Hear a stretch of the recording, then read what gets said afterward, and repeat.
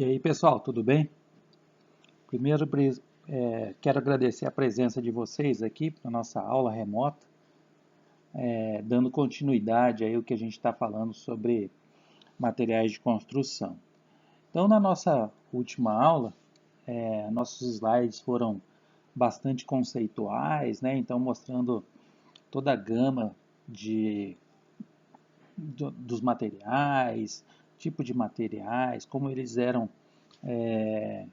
disponibilizados, tamanho, todo o conceito no que diz respeito aos tipos de materiais.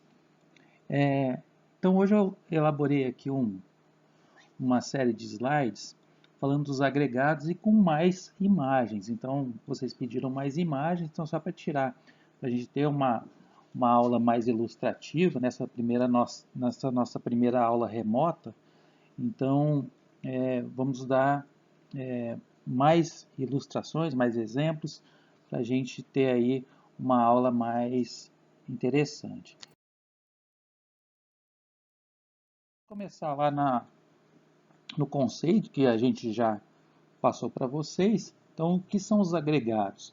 São materiais granulosos, eles podem ser naturais ou artificiais, divididos em partículas de formatos e tamanho quase uniformes. Lembra que a gente estava falando que essa caracterização é feita por meio de peneiras, né? Então por isso que eles vão ter tamanhos aí quase uniformes. Quanto à função desses agregados, atuar como material inerte nas argamassas e concretos, aumentando o volume da mistura e reduzindo o seu custo. Então, a aula passada nós falamos que numa amostra de concreto, por exemplo, 3/4 desse concreto vão os agregados que fazem parte, né? Então, eles vão servir aí para ser um material, para aumentar o volume dessa mistura de concreto. Quanto à sua classificação, eles podem ser naturais, que são areias de rios e seixos, como artificiais, né? Então, assim como naturais. Então, eu coloquei aqui a imagem de uma areia de rio, ou areia lavada, como também é conhecida. E os seixos rolados, que são aquelas pedrinhas de rio, que elas ficam arredondadas assim, por causa que elas vão rolando aí ao longo do leito do rio, né? Então no fundo do rio, então elas ficam arredondadas. Então são aquelas pedrinhas brancas, aquelas pedrinhas meio amareladas.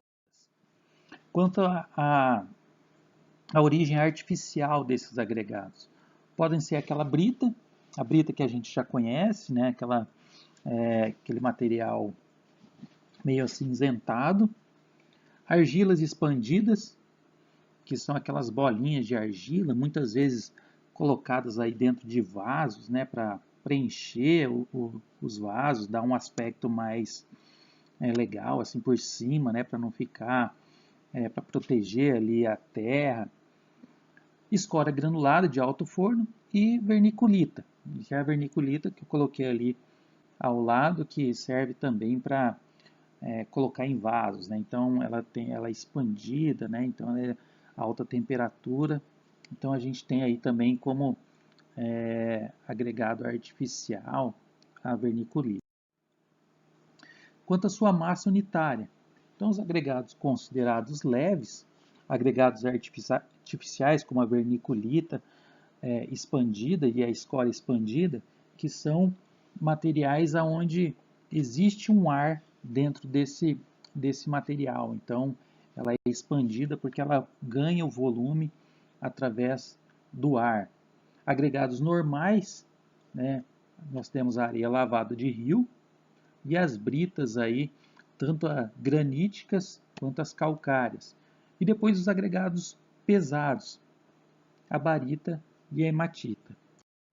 Então aqui a gente tem um exemplo de agregados pesados, a barita e a hematita. Então a barita serve lá para fazer polimentos, né? Então uma pedra branca de bastante durabilidade, e a hematita. Quanto à dimensão das partículas, quanto à sua granulometria. Então quando a gente voltar e a gente tiver a possibilidade de ir no laboratório, Eu vou levar vocês lá para a gente fazer o teste granulométrico, onde a gente vai pegar um pouco daquele material, daquela amostra, e a gente vai colocar numa peneira, e a gente vai fazer a peneiragem, né? Então a gente vai ver quanto de agregado graúdo vai ter numa amostra, quanto de agregado miúdo vai ter nessa mesma amostra, por exemplo. Então o agregado miúdo, ele vai de 0,075 milímetros, né? Então o diâmetro desse grãozinho ali de areia, por exemplo, ele tem que estar dentro dessas dimensões.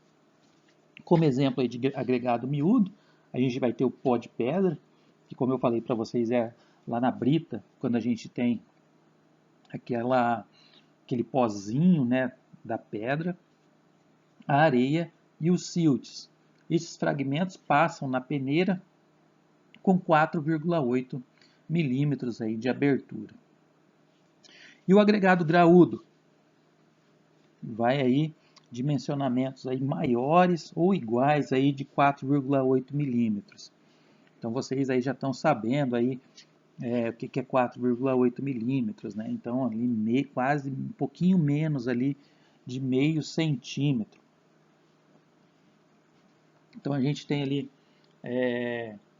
os seixos rolados, daí a gente tem a brita, argila expandida, e esses fragmentos são retidos aí na peneira com abertura aí de 4,8 milímetros. Como exemplo de agregados miúdos, nós temos a areia e o pó de pedra. As areias, elas podem ser classificadas de acordo com a sua granulometria. Então a gente tem areia grossa, areia média e areia fina. E elas devem ser isentas de sais, óleos, graxas, materiais orgânicos, barro, detritos e outros. Então as areias, quando elas são obtidas aí pode ser por meio de dragas lá no fundo dos rios ou até por meio de escavações, elas não podem ter nenhum tipo de contaminação, né?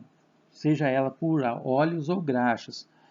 O que eu coloco aqui de materiais orgânicos, por exemplo, não pode ter folha, não pode ter galho, não pode ter torrões aí de barro. As areias elas podem ser usadas e retiradas de rio ou de solo, né? Como eu estava falando de escavações, de jazidas. Não devem ser usadas a areia da praia e a areia com matéria orgânica, que vão provocar aí trinca nas argamassas e vão prejudicar aí a ação química do cimento.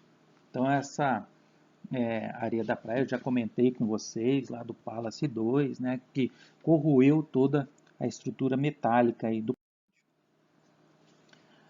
Areias para concreto. Então utiliza-se nesse caso aí a areia retirada do rio, a areia lavada, que é essa areia que a gente mais conhecida, principalmente para o concreto armado. Esse concreto ele vai ter as seguintes características. Então, os grãos são grandes e granulosos, a areia é grossa, ela deve ser limpa, né, quando esfregada na mão, não deve ser sonora e não fazer poeira e nem sujar a mão. Então, uma areia bem fininha, né, então bem limpa. Observar também a umidade, pois quanto maior a umidade dessas, menor será o seu peso específico. Esse é outro ensaio que a gente vai fazer. Então, quando a gente voltar, nós vamos fazer o teste de umidade, onde a gente vai pôr uma amostra de areia no forno e ela vai, ou melhor, numa estufa, né, onde ela vai secar e a gente vai ver aí esse índice de umidade. Então, imagine lá que a gente está fazendo um concreto, quanto mais umidade, mais água nessa areia, menos água a gente vai ter que acrescentar. Areia para alvenaria. Então, na primeira camada do revestimento de parede, que a gente chama de emboço, que é aquele primeiro revestimento do reboco, usa-se areia média. Então, para o revestimento chamado reboco, a gente vai fazer a areia mais fina. Para o assentamento da areia grossa, deve-se utilizar uma areia média ou grossa. Fiquem atentos, que é difícil encontrar a uniformidade aí nas dimensões do grão de areia. Por isso, a gente vai ter aí categorias diferentes. E qual que é essa desigualdade e dessa desigualdade? Por que que ela é mais conveniente? Então aí fica uma dica para vocês aí, para a gente fazer para vocês pesquisarem sobre essas duas perguntas. A desigualdade é conveniente aí dentro da alvenaria e por quê? As substâncias nocivas aí nos agregados. Então, dentro do que a gente está falando de areia, os torrões de argila e os materiais carbonáceos. Então, os torrões de argila eles têm que ter até um limite aí de 1,5%, os materiais carbonáceos 1%. O que é isso? Pedaços de barro, né, na areia, e os carbonáceos são cristais. Então, aquelas pedrinhas ali também não pode ter mais aí de 1%. Material pulverulento, passando na peneira aí número 200, que é a abertura de uma malha aí igual a 0,074 milímetros. As impurezas orgânicas, realizado de acordo com a NBR10, caso a solução que esteve aí em contato com o agregado apresentar uma coloração mais escura que a solução padrão. Então será um agregado aí considerado suspeito. A procedência das areias. Então elas podem ser dos rios, que são as consideradas mais puras, né? Então, portanto, são as preferidas aí para serem adquiridas. Então eu coloquei uma imagem ali, uma imagem de uma draga.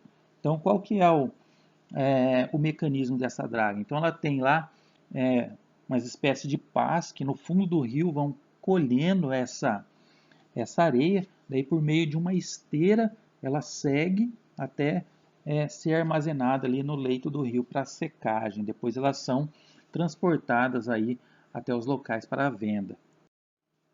De minas, encontra-se aí a superfície da terra em camadas, em filões ou em covas. Quando expurgadas aí de certas impurezas, torna-se a melhor que o rio. Então aqui a gente tem ali uma escavação de uma mina de areia, né? Então essas minas, por elas estarem aí a céu aberto, muitas vezes encontram-se impurezas, mas depois que elas são limpas, elas às vezes, né, como varia de um local para outro, ela pode ser melhor até que a areia lá no rio. A classificação quanto a Taylor é areia grossa, então areia que passa lá na malha de 4,8 milímetros e ficam retidas aí na de 1,2 milímetros. A areia média, que passa na peneira aí de 1,2 e depois fica retida na de 0,3 milímetros. É a alvenaria aí de tijolos e nos emboços. A classificação também ainda segundo Taylor, areia fina é a que passa naquela peneira ali de 0,3, que a gente vai fazer o reboco das paredes e reboco também do teto. Os requisitos da areia: não conter terra e o que se conhece aí por não crepitar ou ranger quando a gente é apertado ou esfrega essa areia, a não turvar a água em que for lançada. Também outros requisitos: não possuir grãos de dimensões variadas e granulosos. E qual que é a função da areia? Entrar na composição de argamassas que vão contribuir aí para a diminuição da contração volumétrica da argamassa, tornando-se aí ela mais econômica. Quanto ao agregado graúdo ou grosso, são aqueles materiais granulosos de dimensões maiores aí que 4,8 milímetros. Os principais agregados grossos são os seixos rolados, as pedras britadas e as argilas expandidas. Então, nesse quadrinho aí, eu coloco a denominação aí e o diâmetro de cada um desses agregados. As britas, elas vão promover aí, provém da degradação das rochas em britadores e após passar pela peneira aí, são selecionadas de acordo com a sua dimensão. São normalmente utilizadas para confecção de concretos, podendo ser obtidas aí de pedras graníticas ou calcárias. Então essas britas calcárias apresentam uma menor dureza e normalmente um menor preço. Para o concreto armado, a escolha da granulometria dessa brita vai variar aí e não deve exceder aí a 1/3 da menor dimensão da peça a ser concretada. Por quê? Porque a gente não vai conseguir que essa brita chegue lá no fundo do nosso elemento que a gente está concretando. Então, eu expliquei para vocês ali, imagine que a gente tem uma estrutura armada, então essa brita não vai passar entre ali essa estrutura e vai ficar retida. Então, nesse outro quadrinho aí, eu mostro aí as dimensões do tipo de brita, o seu dimensionamento mínimo e máximo.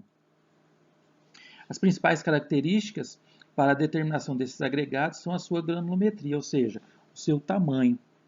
E a determinação dessa granulometria é realizada na mesma maneira que é realizada aí do agregado miúdo. Então, por meio daquelas peneiras que logo depois que a gente voltar, nós vamos fazer esse ensaio. Então, aqui tem a série das peneiras, que é uma série normal, e depois uma série mínima aí para a gente fazer os ensaios. Então, a determinação dessa massa unitária, desse agregado graúdo, é realizada da mesma maneira que vai ser o agregado miúdo, já que a massa específica vai poder ser feita aí por imersão de uma amostra de agregado graúdo seco ao ar e uma proveta aí granulada de 1000 ml aí, que vai ter aí 500 ml de água. Então, a massa específica é determinada pela divisão aí da massa de amostra pelo volume de água deslocado. Mais uma vez a brita corrida, depois o cascalho ou pedra de mão, que é aquela pedra que cabe na nossa mão. A qualidade exigida dessas britas é que ela seja limpa, resistente, tenha uma boa durabilidade e serem angulosas ou pontiagudas aí para a gente ter aí os seixos rolados encontrados no leito dos rios. Eles vão ser o material, eles têm apresentam uma boa resistência e claro aí que vai ser inferior ao da brita. Os ensaios que eu estou prometendo para vocês fazer aí vai ser o ensaio de massa específica, o de massa unitária, o teor de umidade, o inchamento e a granulometria. Pessoal, por hoje é só. Vamos encerrar aqui essa aula sobre agregado, né? Então, os agregados miúdos e agregados grossos, né? Então, fiquem ligados para a nossa próxima aula. Obrigado, saúde a todos.